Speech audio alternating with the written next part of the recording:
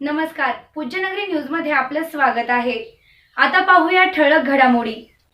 Pujyanagari news मध्ये आपले स्वागत आहे। परंडा तालुक्यातील लोहारा येथे वाळू चोरांचा धुमाकूळ, महसूल विभागाचे दुर्लक्ष, गावात व परिसरात ठिकठिकाणी अवैध वाळू साठे, पंचनामे करून कडक कारवाईची मागणी।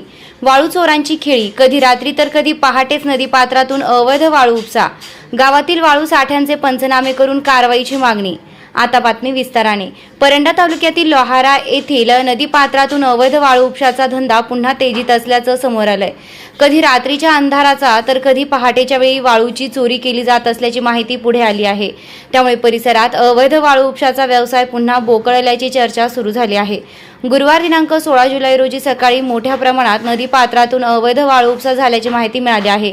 वाळू चोरांनी गावात तसेच शेतशिवारात अनेक ठिकाणी मोठ्या प्रमाणात वाळूंचे अवैध साठे करण्यात आल्याची माहिती समोर आली आहे। महसूल विभागाकडून प्रभावी आणि सातत्यपूर्ण कारवाई होत नसल्यामुळे वाळू चोरांचे मनोबल वाढले असून वाळू चोरांनी अक्षरशः धुमाकूळ घातलाय। अनेक ठिकाणी वाळूचे साठे उघडपणे करून ठेवले असतानाही संबंधित विभागाकडून अद्याप ठोस कारवाई होत नसल्याने नागरिकांमध्ये नाराजी व्यक्त होत आहे।